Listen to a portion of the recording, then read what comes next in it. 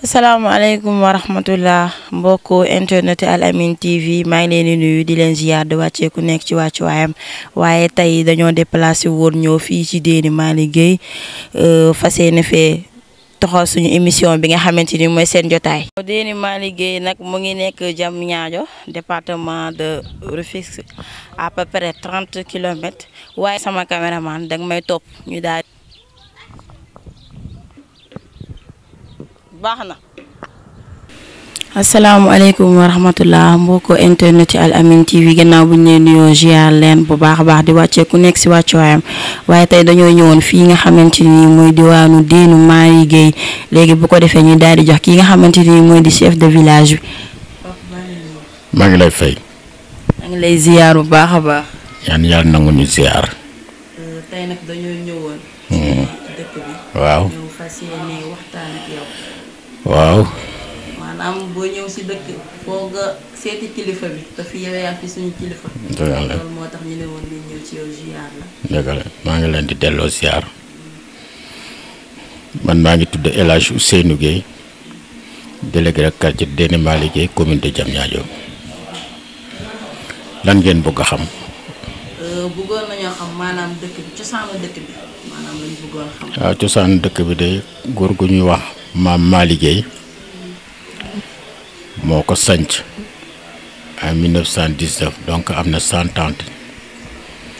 loolu mooy départ bi c'est-à-dire moom fii mu sanc dëkk bi da doon toolu waajuram bu jigéen ñu ko wax Jas Mbeng mais nag moom bi mu génne àdduna la ñëw fii sanc ko ne sama tool laay dëkk léegi ànd ak ñi mu war a àndal ñoo sanc ko en 1919 bi mu fa jógee nag am nañu ko fi wuutu si njabootam ba yegg si man tey di sëtam moo jur sama papa. yow maanaam sët nga waaye teewul. waaw nga xamante ni dëkk bi doxaan na ci ay tànk ba teguwaat ci sa loxo. waaw maanaam loolu lan lañ ci indi ak dëkk bi maanaam ni fi mu tollee instant bii nii. waaw c'est-à-dire moom mu ngi génne àdduna en 1938 doomam bu ñuy wax Alioune Gueye moo ko uutu yor dëkk bi nekk imaamu dëkk bi ba 1973 décembre 73 moom tam si la génne àdduna rakkaam jël ko ba 1985 bi mu fa jógee benn doom baayam jël ko ñu ko wax ma ko jógee moo ko yor ba 1992 en ce moment rek man conseiller la woon conseiller rural mais ñuy doxal ba 1998 lañ ma jox dëkk bi fekk sama mandat conseiller jeex waaw loolu mooy li yàlla dogal ren ñu ngi ci 2002 donc day mel ne mu ngi bëgg a am 24 ans waaw loolu mooy succession bi nga xam ne bi moo dox ci diggante maam Malick Gueye ba ci man mi di sëtam waaw. waaw moom booy diiran bi nga toogee ci dëkk bi yëpp est-ce que mën nga ñoo wax lan loo xamante ni population bi soxla nañ ko yaa ngi ciy taxaw di dox ay jéego. waaw mën nañ koo xam ndax yaa ngi leen di gëstu. waaw loolu am na bi ñu yoree dëkk bi ak léegi d'ailleurs bi ñu nekkee conseil rural sax waxtaan nañu ak suñu conseil di naan te ñoom ba ñu defal na fi marché bi ngeen di gis fii d'ailleurs bari na daje yu ñuy daje fa la ñu koy daje bi ñu jógee ci loolu affaire yi école bi dox nañ ci tànk école primaire boobu amuñu école primaire boobu xetu soo de yaa ngi jàng fii ci Ponti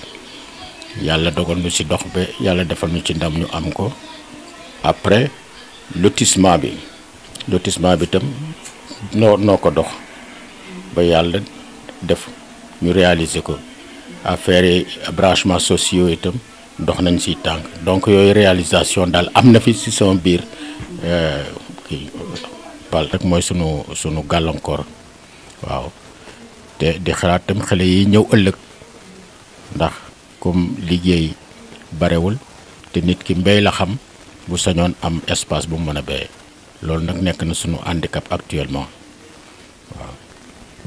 ginnaaw loolu itam dëkkukaay xale yi ëllëg doon na sunu problème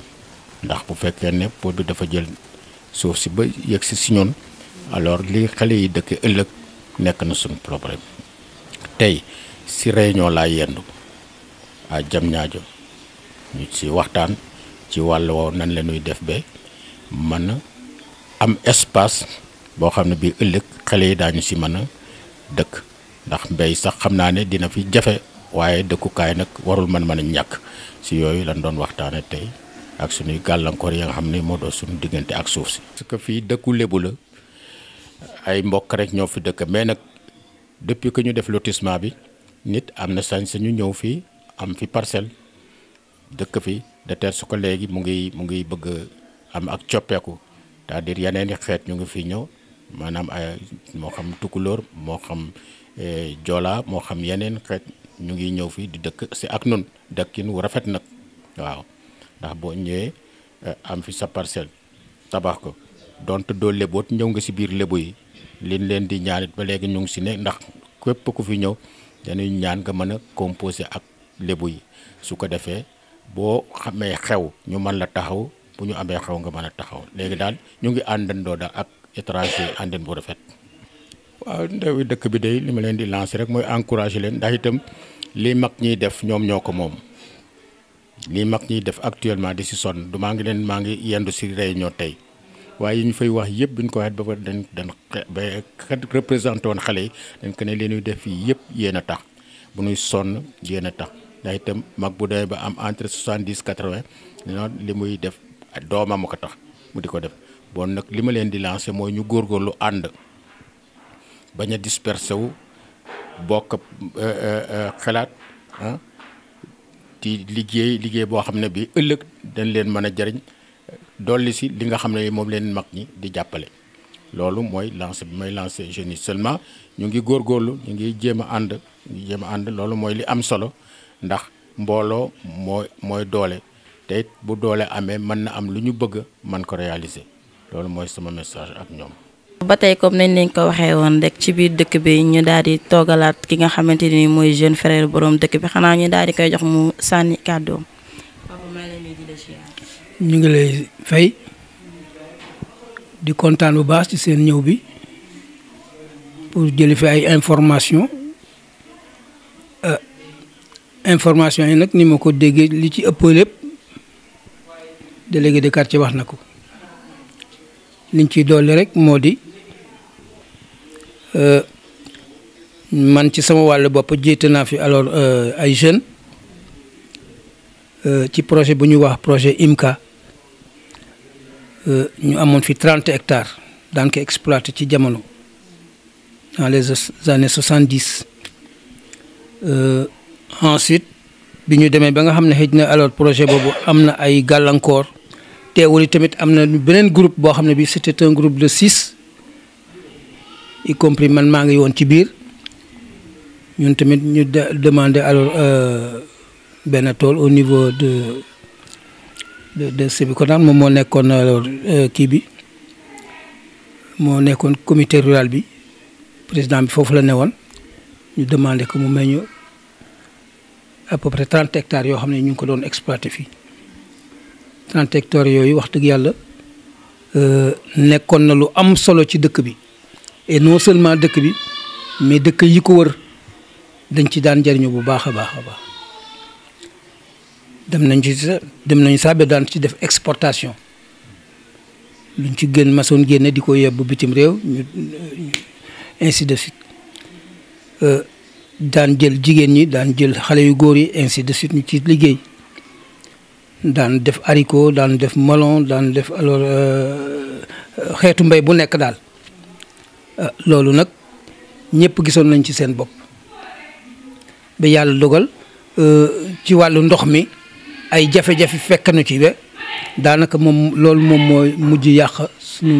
suñuy activité parce que ci wàllu ndox teg nañ ci loo xam ne ñi antanatuñ ko ba ñoom ñoo mujj couper ndox mi activités yi romp mais teewul dëkk bi ñu ngi continuer di def seen activité mais malheureusement bi nga xamee ne alors pôle bii ñëw na nag yàq activité yu bari ci boobu fànn mbay mi naam sax am na ñu fiy def élevage noonu suñuy maam dañu am ay géttu nag yoo xam ne yi gétt yooyu yàlla dogal na ba tey mu ngi fi waaw mais nag ak lu mu ci mën a doon rek ay jafe-jafe la actuellement parce que fi mu ne jur gi sax amatuñu fu ñu aw pour sàmm mais nu am tamit ay jigéen yu brave jigéenu dëkk bi da ay baykat bu nawet jotee amatuñ jàmm fu ñu mën a am prêt dinañ ko fi toppatoo ji pour maanaam béy seen mbéy maanaam alors kànja surtout fii ci dëkk bi daanañ fi exploité lu war dem àll 70 hectares wala lu ko jigéen ci superficie yi fi nekk alors kànj yi jigéen ñi ñoo ci ëpp ay activité di ci def lu am solo alors di ci gis seen bopp bu baax a baax a baax a baax a baax dañuy jël ay nit yoo xam ne dañuy jege sax ci yeneen dëkk yi ñu ñëw ñu di leen utiliser ci wàllu alors mbay mag ñoom seen yooyu ñu di leen ko yorool di ci jële xaalis ah ñi nga xam ne ñi tamit ñoo ji ay récolteurs yi ci dëkk bi ak yeneen dëkk yi dañuy ñëw ku ci nekk tam boo wàccee dañ lay fay bon nag loolu nekkoon na njëriñ bu am solo mais malheureusement fi mu ne nag mu ngi am tendance à ce que mu diminuer wu parce que surface bu ñu war a béyee actuellement pôle bi tax na amatu fi te it tamit pôle bi gungewuñu ñu ca na mu waree waaw ndax itam bu fekkee ne yow da nga amuloo lu dul sa suuf moom nga yaakaar pour dunde ci su fekkee ne dañu ñëw bi pour war ko jël war nañ la accompagner ak loo xam ne ëllëg ki si biir dina mën a tax nga fàtte loola mais ñun suñu suuf actuellement moo ñu gënal li fi am tey parce que tey jii suñuy doom gisuñu seen bopp à 100% ci travaux yi fi nekk ñoom ñii di xale yi dafa waroon normalement képp koo xam ne kii alors dëkk nga ci dëkk bi tey ah nga fàttali nga xam ne li moom nga daan def ëllëg kin si biir ànd ko woon ak say parents maanaam mbéy mi parce que dañu yaakaar ne xëy na leneen lu bees dina fi war a mën a ñëw tout à fait non seulement alors waaw toj nañu ko bien sûr mais tamit sax ci wàllu alors njëriñ parce que ay société bu ñu fi installé ñi nga xam ne ñoo fi dëkk te moomoon seen suuf dañ leen ci war a gis waaye gisuñu ci noonu kenn ku ci nekk si xale yi fi nekk nii da ngay dem di journal yeewu wala yu demee noonu te ñëpp ay xale yi loo xam ñoo fi nekk yoo xam ne am nañu ay métier ñenn ñi ay intellectuel lañu ah donc alors au lieu que ñu doon ko jëli ji feneen parce que ñoom bu ñu ñëw dañu indiwaale seen nit yooyu te loolu kaas nañ ko ba tàyyi au niveau du village kaas nañ ko aussi au niveau alors de la mairie mais ñoom dañu ñëw installé ba pare soog a ñëw nag ni leen ah noonu kat dañu def nangam ak nangam dañu bëgg ngeen xam loolu xam ne ñun ñu ngi ci seen boor lépp loo xam ne lii yéen a ngi ci daal lu mu fas yéen a nekk ci fekk nag c'est trop tard parce que jël nañ seen i nit dugal nañ leen installé nañ leen ba tax na ñun dañu ñëw rek topp ci seen gannaaw loolu nag moom ñu ngi koy bañ ba léegi nii système boobu ñuy instauré fii ñu ngi koy bañ dañu bëgg exactement képp koo xam ne kii yaa ngi fii ñëw nga waxtaan ak waa dëkk bi wax leen li nga xam ne lii moom nga bëgg a def ñu wax la ñun tamit suñu soxla pour par exemple ëllëg kin si biir su fekkee ne société boobu installé na xale yi mën ci liggéey mu remplacer par exemple seen suuf si nga xam ne moom lañ ñàkk waaye ñàkk si suuf ba pare jëlatuñ la xamuloo foo jëm lu metti la ñu dëkk bi vraiment am na lu bare loo xam ne li pôle bi wàññi nañ ko fi loolu daal mooy li nga xam ne li moom lañ constaté muy metti ci dëkk bi di xiirtal nit ñi ci diine ñi nga xam ne ñi ñoo leen remplacer loolu tam ñu jëm ko dugal ci seeni doom yooyu tey xamuñu lu dul alors diine ak respecté mag respecté nañu mag ñi ñu ngi ànd ak ñoom àndin bu rafet loo leen sant dinañ ko def loo leen tere dinañ ko bàyyi te jeunes yi actuellement loolu yombatu fi loolu yombatu donc nag Déni Malick Gueye bi am na chance boobu am na chance su seeni doom yi ñu ngi góorgóorlu di taxawaay bu rafet